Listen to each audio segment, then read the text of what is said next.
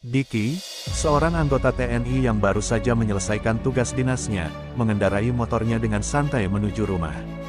Hari itu cukup terik, dan jalanan ibu kota dipenuhi kendaraan yang melaju dalam ritme yang kacau. Saat melintas di sebuah persimpangan, ia melihat dua polisi lalu lintas muda, Reza dan Budi, tengah memberhentikan beberapa pengendara. Tak lama kemudian, salah satu dari mereka melambaikan tangan ke arahnya, meminta Diki untuk menepi. Meski heran karena merasa tidak melakukan kesalahan, Diki tetap menuruti perintah itu dan menghentikan motornya di pinggir jalan. Reza, dengan wajah angkuh, langsung menuduh Diki telah melanggar marka jalan. Diki dengan tenang mencoba menjelaskan bahwa ia tidak melanggar aturan, tetapi Budi ikut menimpali dengan nada menyindir, menuduh Diki mencari alasan untuk menghindari tilang. Perdebatan mulai memanas ketika Reza mengisyaratkan bahwa semua bisa diselesaikan secara damai. Diki yang terkenal disiplin dan teguh pada prinsipnya menolak mentah-mentah tawaran itu, menegaskan bahwa ia lebih memilih ditilang secara resmi daripada menyuap.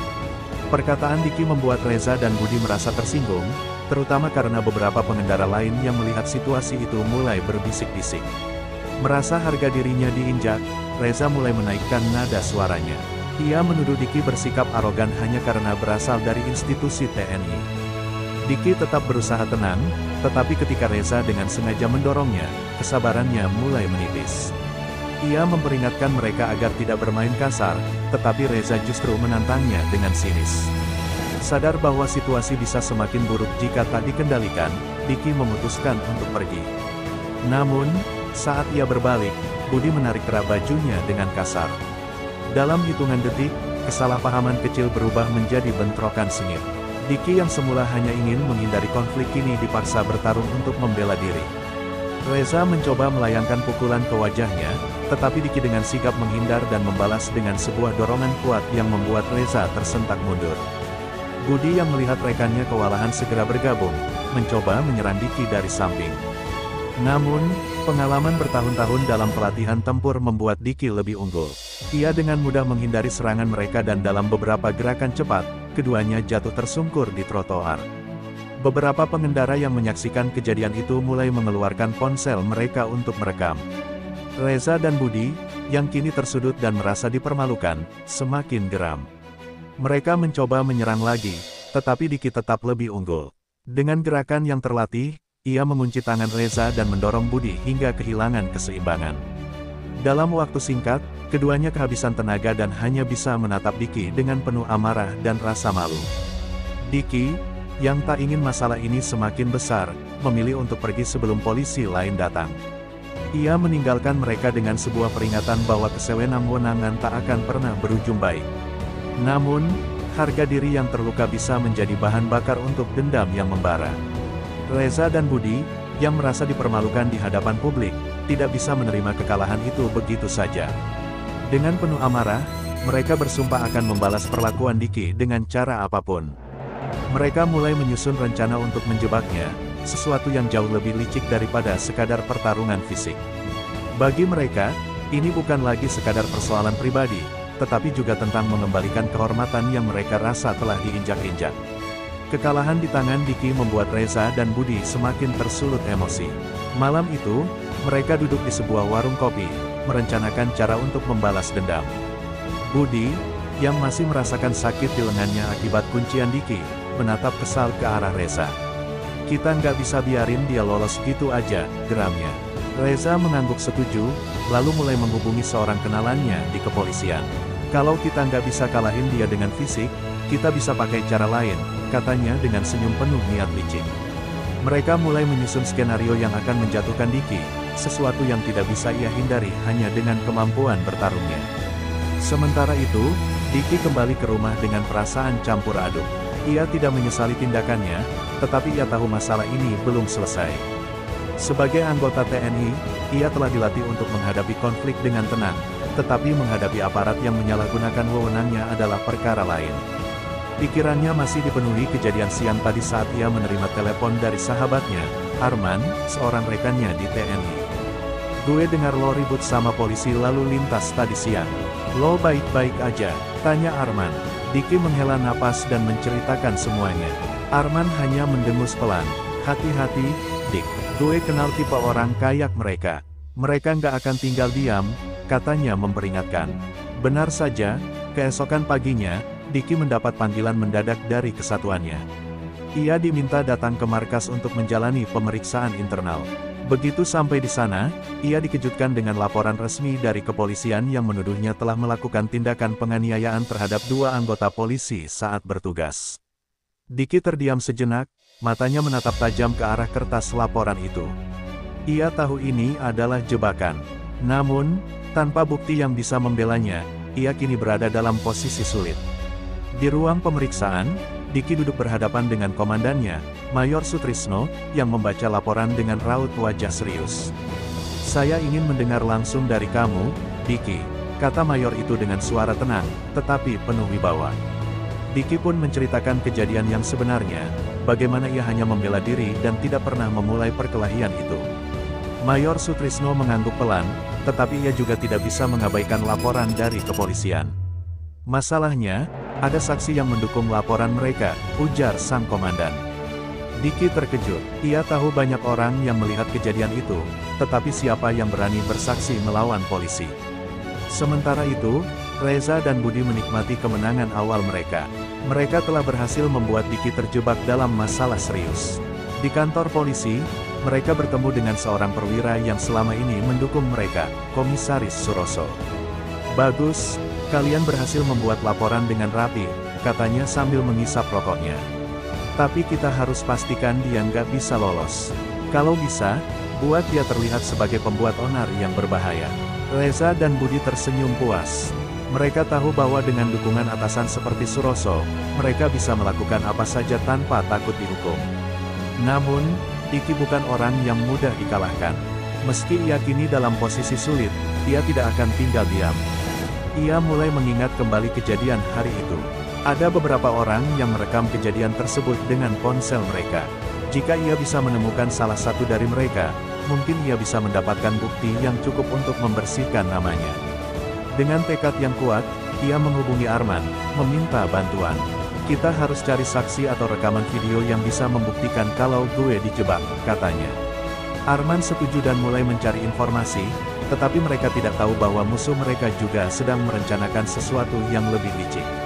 Reza dan Budi semakin geram ketika mereka mengetahui bahwa Diki sedang berusaha mengumpulkan bukti untuk melawan mereka.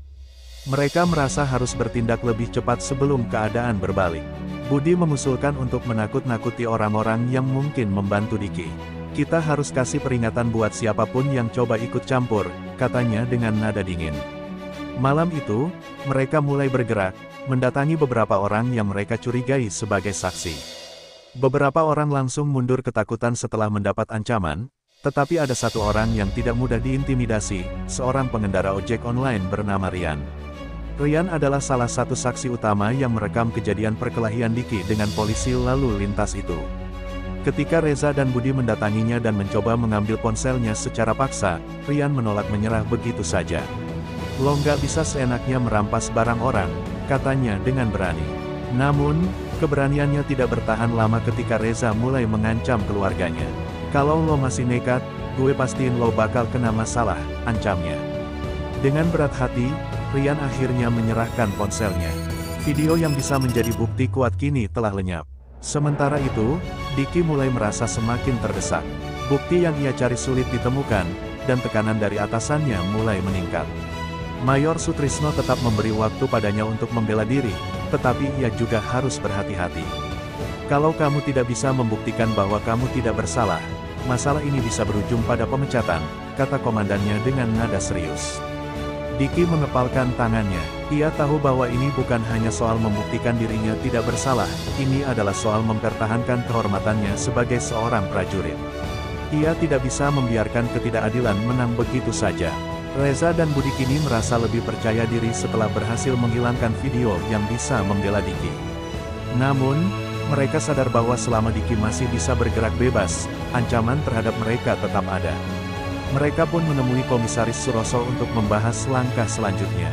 "Kita harus pastikan dia nggak punya jalan keluar," kata Budi dengan nada penuh dendam. Suroso yang sudah lama bermain di ranah gelap kepolisian, mengangguk sambil mengisap rokoknya. "Kalau begitu, Kita buat dia terlihat lebih bersalah dari yang sebenarnya, ujarnya. Ia menyusun skenario baru yang jauh lebih berbahaya, menanamkan barang bukti yang bisa membuat Diki benar-benar jatuh. Sementara itu, Diki masih sibuk mencari jalan keluar dari jebakan yang semakin menjeratnya. Arman, yang sejak awal membantu, datang dengan kabar buruk. Bro, gue udah coba cari saksi lain, tapi mereka semua ketakutan. Kayaknya ada yang mengancam mereka, katanya dengan wajah serius.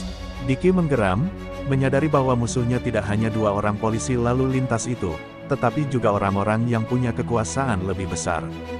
Gue nggak bisa tinggal diam. Kalau kita nggak bisa dapat saksi, kita cari cara lain, ujar Diki mantap. Mereka mulai mencari CCTV atau sumber lain yang bisa membuktikan kejadian yang sebenarnya. Namun, sebelum Diki bisa bertindak lebih jauh, sebuah kabar mengejutkan datang. Polisi tiba-tiba menggerebek rumah kontrakannya dengan tuduhan kepemilikan narkoba. Mereka mengklaim menemukan barang haram itu di lemari pakaiannya. Diki yang terkejut langsung menyangkal tuduhan itu, tetapi segalanya tampak sudah diatur dengan rapi. Saat itu juga, ia diborgol dan dibawa ke kantor polisi. Kini, tuduhan terhadapnya semakin berat.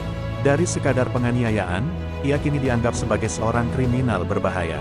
Di dalam ruang interogasi, Diki duduk dengan tangan terborgol, berhadapan dengan seorang penyidik yang terus menekannya dengan berbagai pertanyaan. Kamu mengaku sebagai prajurit yang menjunjung kehormatan, tapi nyatanya kamu menyimpan barang terlarang, ujar penyidik itu dengan nada mencemooh. Diki tetap tenang meskipun dalam hati ia merasa sangat marah. Saya tidak pernah memiliki barang itu. Seseorang menjebak saya, jawabnya tegas. Namun, tanpa bukti yang bisa membantah tuduhan tersebut, Diki tetap dalam posisi sulit. Arman yang mendengar kabar itu langsung bergerak cepat. Ia tahu Diki tidak mungkin terlibat dalam kasus narkoba. Bersama beberapa teman di kesatuan, ia mencoba mencari tahu siapa yang berada di balik skenario ini. Mereka menyelidiki polisi yang melakukan penggerebekan dan menemukan sesuatu yang mencurigakan. Tim yang menangkap Diki dipimpin oleh orang-orang yang memiliki hubungan dekat dengan Komisaris Suroso. Ini jelas permainan mereka, ujar Arman geram. Namun, mengetahui sesuatu dan membuktikannya adalah 2 hal yang berbeda. Sementara itu, Reza dan Budi kembali bertemu dengan Komisaris Suroso, merasa puas dengan jebakan yang telah mereka buat. Sekarang dia udah nggak bisa kemana-mana, kata Reza dengan senyum puas. Namun, Suroso mengingatkan mereka bahwa selama Diki masih hidup, masih ada kemungkinan rencana mereka terbongkar. Kita harus pastikan dia nggak bisa buka mulut lagi, ujar sang komisaris dengan nada mengancam. Mereka pun mulai menyusun rencana untuk menghabisi Diki selamanya. Diki kini mendekam di dalam sel tahanan, dikelilingi oleh para narapidana yang menatapnya dengan berbagai ekspresi. Beberapa di antara mereka mengenali bahwa ia adalah seorang tentara, sementara yang lain hanya menganggapnya sebagai tahanan baru. Namun, Diki tetap menjaga ketenangannya. Dalam situasi seperti ini, kepanikan hanya akan membuatnya semakin lemah. Ia tahu bahwa jika ingin keluar dari sini dengan selamat, ia harus berpikir jernih. Di luar, Arman dan timnya bekerja tanpa lelah untuk membuktikan bahwa Diki dijebak. Mereka akhirnya menemukan rekaman CCTV dari sebuah toko di dekat rumah kontrakan Diki yang menunjukkan seseorang mencurigakan masuk ke sana beberapa jam sebelum penggerebekan. Gue yakin ini orang yang naruh barang itu, kata Arman sambil menunjukkan rekaman itu kepada atasannya. Namun, masalahnya adalah rekaman itu tidak cukup jelas untuk mengidentifikasi pelaku. Butuh bukti lebih kuat untuk bisa membalikkan keadaan. Sementara itu, di dalam tahanan, Diki menghadapi ancaman lain.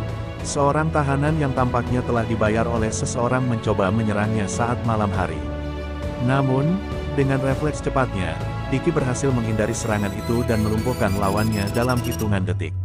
Insiden itu membuktikan bahwa ada orang yang benar-benar ingin ia mati di dalam penjara. Ia pun menyadari satu hal, jika ia tidak bertindak cepat, nyawanya mungkin akan benar-benar terancam. Diki kini harus bertahan di dalam tahanan yang penuh ancaman.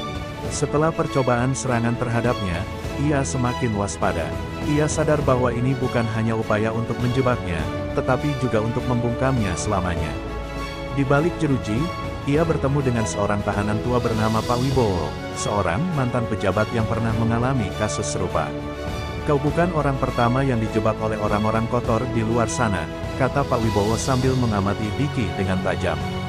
Tapi kalau kau ingin bertahan hidup, kau harus tahu siapa kawan dan siapa lawan.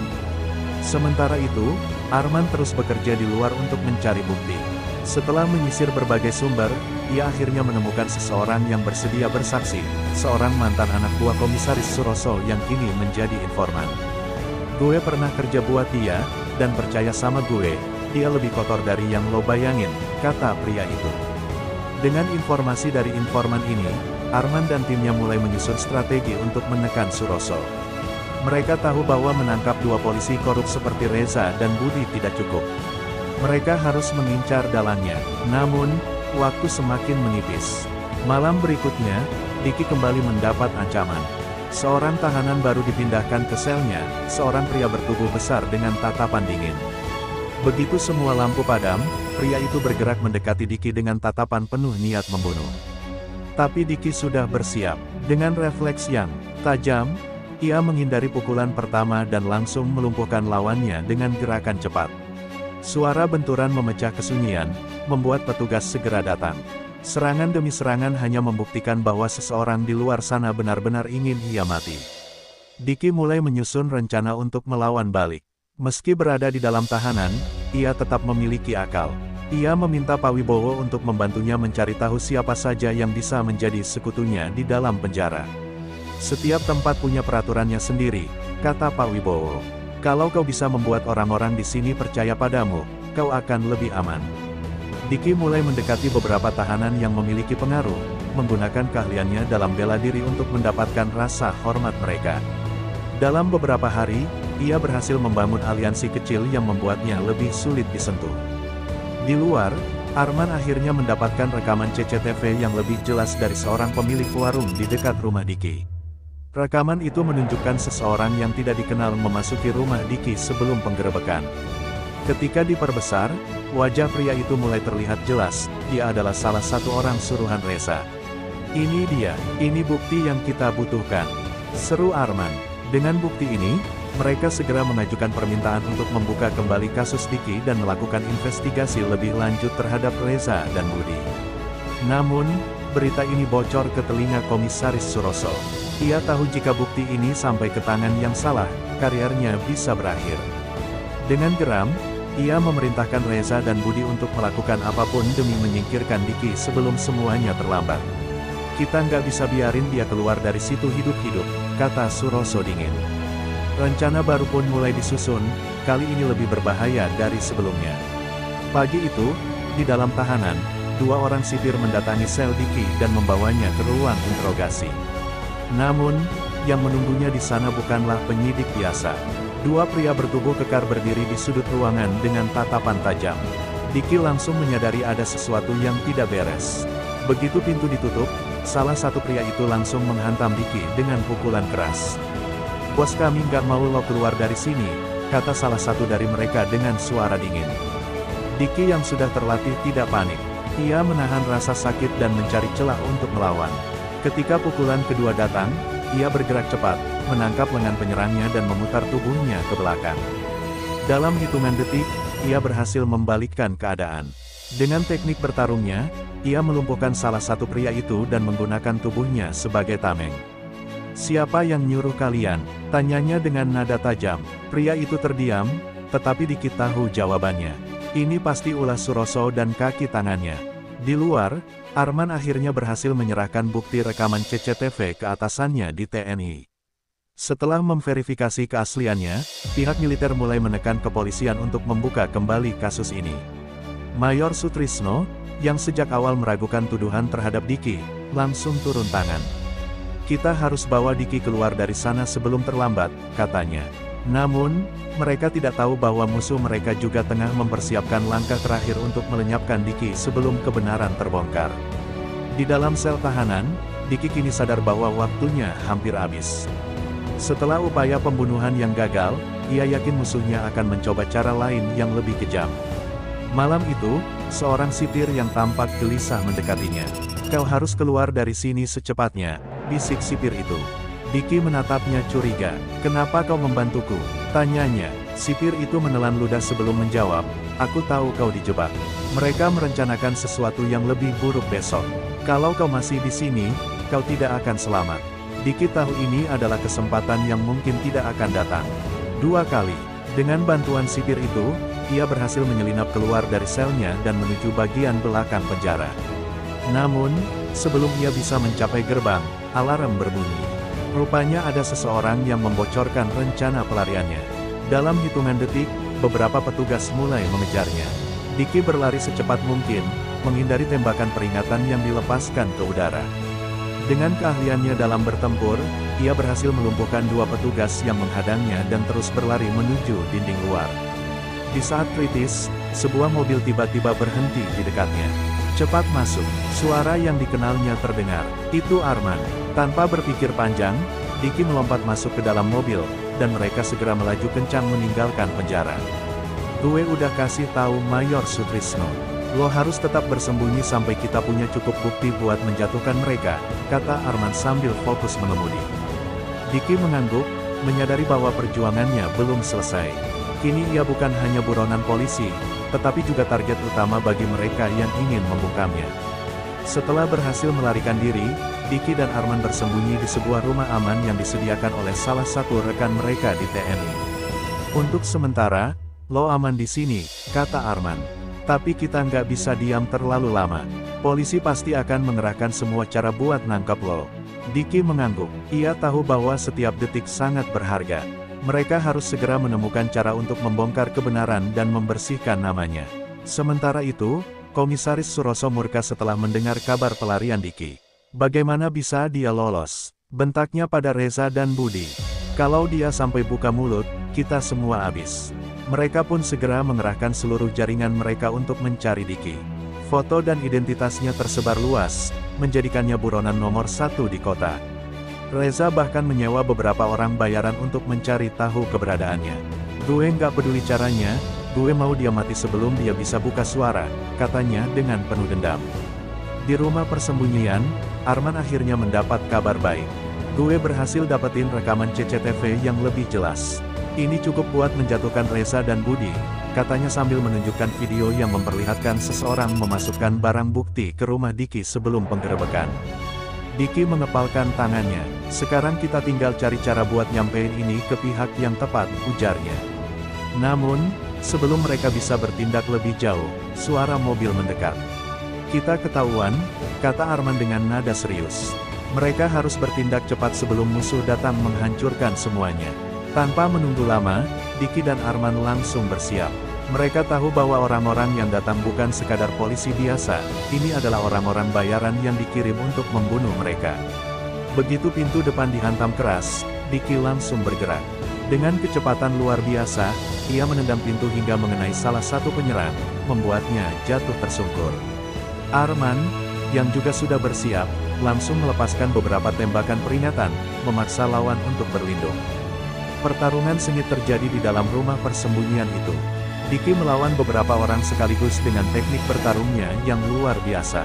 Satu persatu musuhnya tumbang, tetapi jumlah mereka terlalu banyak.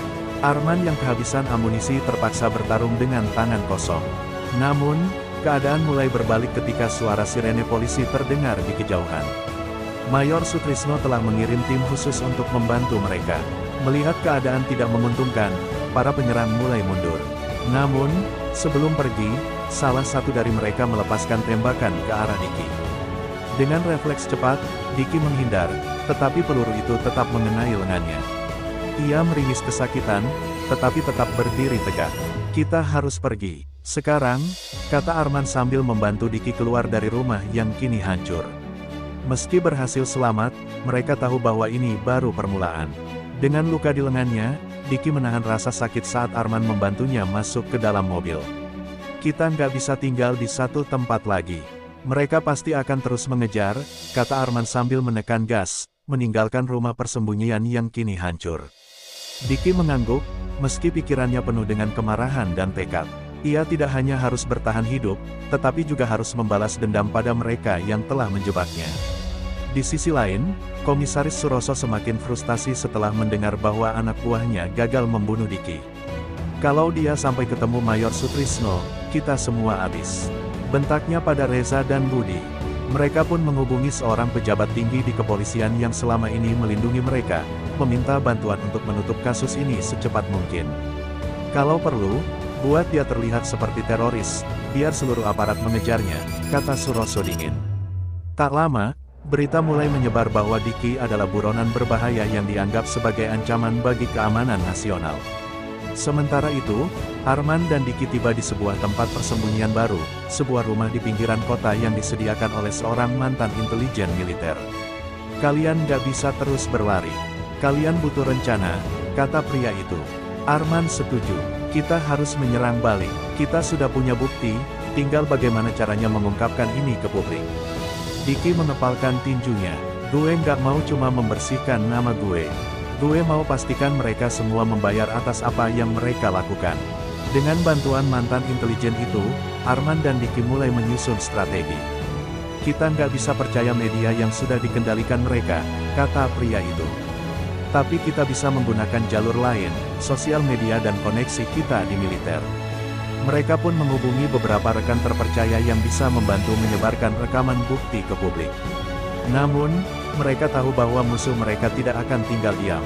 Di markas kepolisian, Suroso, Reza, dan Budi mulai panik setelah mengetahui bahwa bukti-bukti kejahatan mereka mulai bocor. Kalau ini sampai viral, kita tamat, kata Budi dengan wajah ketakutan. Suroso mengambil napas dalam-dalam, lalu menghubungi seseorang di atasannya. Kita perlu mengakhiri ini sekarang juga. Gunakan pasukan khusus kalau perlu, katanya. Dalam hitungan jam, seluruh kota dipenuhi rahasia untuk menangkap Diki. Saat itu, Diki dan Arman mulai bergerak ke langkah terakhir mereka, menyerahkan semua bukti ke Mayor Sutrisno. Mereka mengatur pertemuan rahasia di sebuah gudang tua, tetapi tanpa mereka sadari, musuh mereka sudah mengendus rencana ini.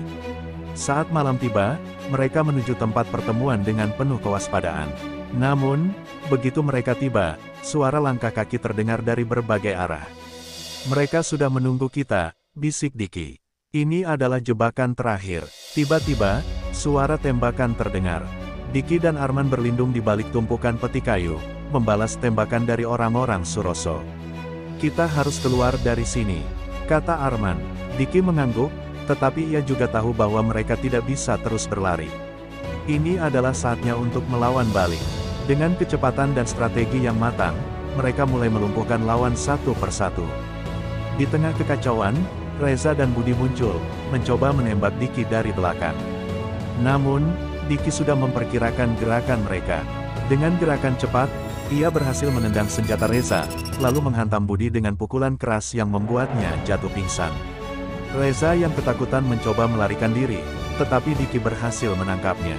Sekarang, lo yang kena, kata Diki dingin sebelum melumpuhkan Reza dengan pukulan terakhir. Saat itu, sirene polisi dan pasukan militer terdengar di kejauhan. Mayor Sutrisno datang bersama timnya. Kalian aman sekarang, katanya. Dengan bukti yang telah dikumpulkan, Suroso akhirnya ditangkap, bersama dengan semua kroninya. Kasus Diki akhirnya terbongkar ke publik, dan ia dibersihkan dari semua tuduhan. Namun, Diki tahu bahwa meskipun pertarungan ini berakhir, perang melawan ketidakadilan masih jauh dari selesai. Keadilan yang tertunda. Beberapa minggu setelah kejadian itu, Diki dipulihkan kembali sebagai anggota TNI. Namanya direhabilitasi, dan ia mendapat penghargaan atas keberaniannya melawan korupsi di dalam kepolisian. Arman juga dipromosikan atas jasanya membantu mengungkap kebenaran. Namun, meskipun Suroso dan anak buahnya telah dipenjara, Diki tahu bahwa masih banyak orang seperti mereka yang berkeliaran bebas. Sore itu, Diki berdiri di depan markasnya, menatap matahari terbenam. Gue nggak akan berhenti, katanya pelan. Arman menepuk bahunya. Kita baru aja mulai, bro. Mereka berdua tersenyum, menyadari bahwa perjuangan mereka belum berakhir. Tapi satu hal yang pasti, Diki tidak akan pernah lagi membiarkan orang seperti Suroso menghancurkan hidup seseorang tanpa perlawanan. Diki telah melalui perjalanan panjang yang penuh dengan pengkhianatan, pertarungan, dan kejaran tanpa henti. Dari seorang prajurit TNI yang setia pada tugasnya, ia harus berjuang membersihkan namanya setelah dijebak oleh aparat yang seharusnya menegakkan hukum. Namun, keteguhan hatinya, keberanian, dan dukungan dari sahabatnya, Arman, membuatnya mampu mengungkap kebenaran. Kini, keadilan telah ditegakkan. Suroso, Reza, dan Budi menerima hukuman atas kejahatan mereka. Namun, Diki menyadari bahwa perjuangan melawan ketidakadilan tidak akan pernah benar-benar berakhir. Selalu ada orang-orang yang menyalahgunakan kekuasaan mereka untuk kepentingan pribadi.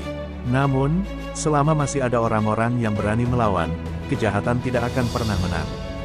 Dengan hati yang mantap, Diki kembali menjalankan tugasnya sebagai prajurit, tetapi kali ini dengan tekad yang lebih besar untuk menjaga keadilan dan kebenaran. Sementara itu, Arman tetap berada di sisinya, kini lebih dari sekadar sahabat, mereka adalah saudara seperjuangan. Mereka tahu bahwa dunia tidak selalu adil, tetapi mereka juga percaya bahwa selama ada orang yang berani melawan ketidakadilan, harapan akan selalu ada. Perjalanan Diki mungkin telah selesai untuk saat ini, tetapi semangatnya untuk memperjuangkan kebenaran akan terus hidup. Kebenaran akan selalu menang, tidak peduli seberapa kuat kebohongan yang disusun, pada akhirnya kebenaran akan terungkap. Seperti Diki, kita harus berani melawan ketidakadilan dan tidak menyerah meski situasi terasa mustahil. Jangan pernah menyalahgunakan kekuasaan. Jabatan dan kekuasaan adalah amanah, bukan alat untuk menindas orang lain. Mereka yang menyalahgunakan kekuasaan, seperti Suroso dan anak buahnya, pada akhirnya akan menerima akibat dari perbuatan mereka. Setia pada sahabat sejati, Arman membuktikan bahwa sahabat sejati tidak akan meninggalkan kita di saat sulit. Dalam hidup, memiliki orang-orang yang bisa dipercaya adalah salah satu hal terpenting dalam menghadapi tantangan. Berani melawan ketidakadilan. Dunia tidak selalu adil, tetapi bukan berarti kita harus menyerah. Diki menunjukkan bahwa meski sendirian, satu orang pun bisa membawa perubahan jika ia memiliki keberanian untuk melawan ketidakadilan. Jangan cepat menghakimi. Kadang, seseorang dijebak dan difitnah oleh mereka yang memiliki kekuasaan. Kisah Diki mengingatkan kita untuk tidak mudah percaya pada satu sisi cerita, dan selalu mencari kebenaran sebelum menghakimi seseorang. Kisah ini bukan hanya tentang pertarungan fisik, tetapi juga tentang perjuangan moral. Bahwa di dunia yang penuh intrik dan kebohongan, kejujuran, kesetiaan, dan keberanian masih memiliki tempat. Selama masih ada orang-orang yang berani berdiri melawan